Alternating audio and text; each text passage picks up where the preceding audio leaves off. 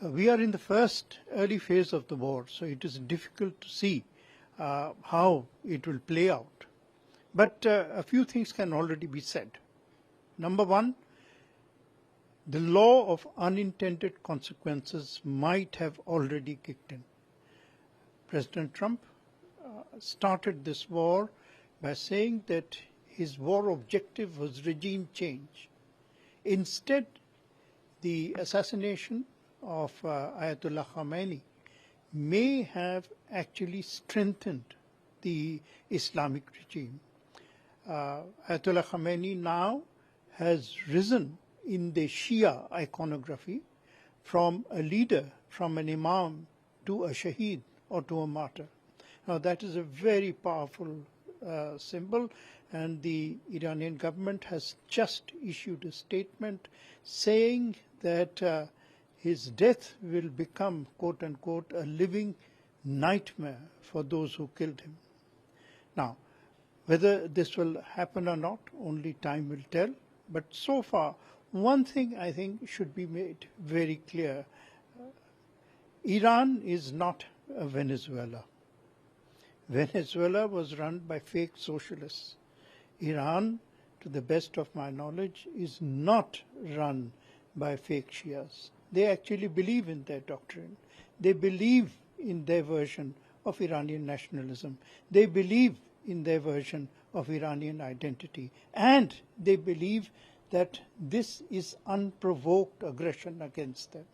Now, these are very powerful sentiments, and these sentiments may have actually given a new life to a regime which was under very serious pressure because of, I think, unnecessary zealotry in social laws, as well, and perhaps more important, because of faltering economy.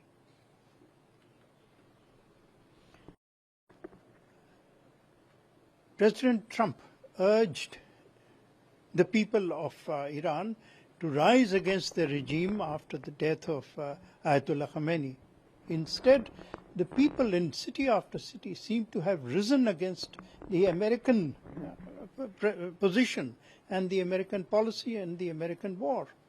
The most visible consequence was in Karachi, where at the last count, at least 8 have died in protest against the American consulate there.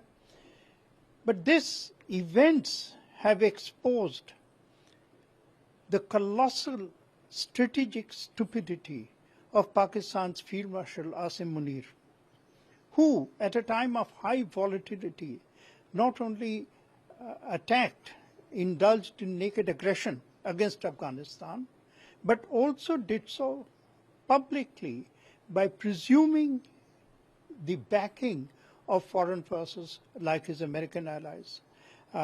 In the present context of Pakistani public opinion, which has seen a very major turnaround from the alleged support to the army, this present, I think, war in Iran or American aggression in Iran may be a pivotal movement. This is actually going to cost the Pakistani army a great deal in public support. The Pakistani army actually has survived so far, not on the basis of public support, but on the basis of making itself or calling itself or claiming that it was the guardian of security interests. But if this is seen as hypocrisy by the people, then the Pakistani army is in serious trouble.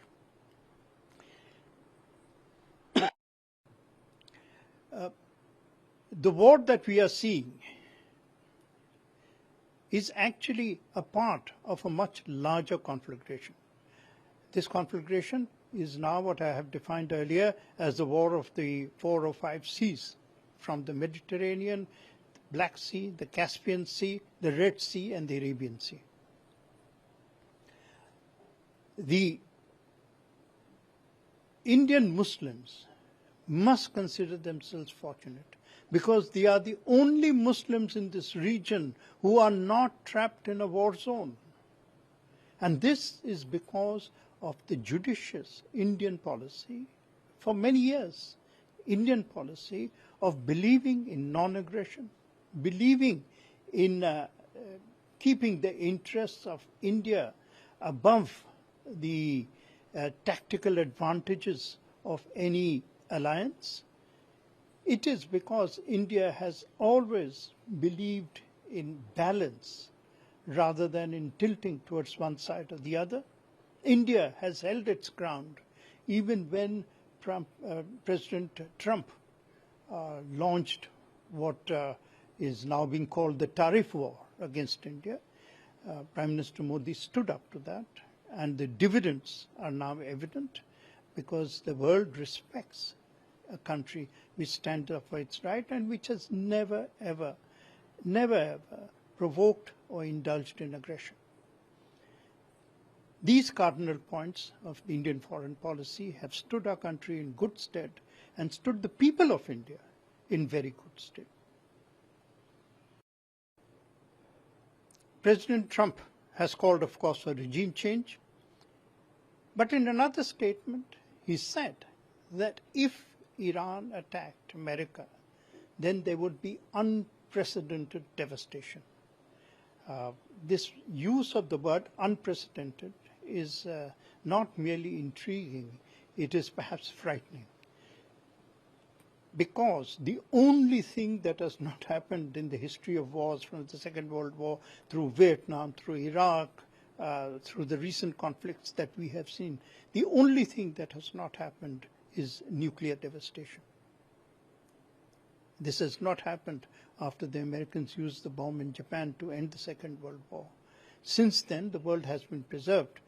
But I do hope that President Trump's definition of devastation does not extend to the use of nuclear weapons, because nuclear contamination has no borders. It will go into Israel, it will go west across Pakistan and into India perhaps, and it will certainly completely destroy the region. The Russian Foreign Minister Lavrov has said that this attack on Iran could trigger a catastrophe. I mean, we can all pray and hope that this catastrophe does not cross the unthinkable.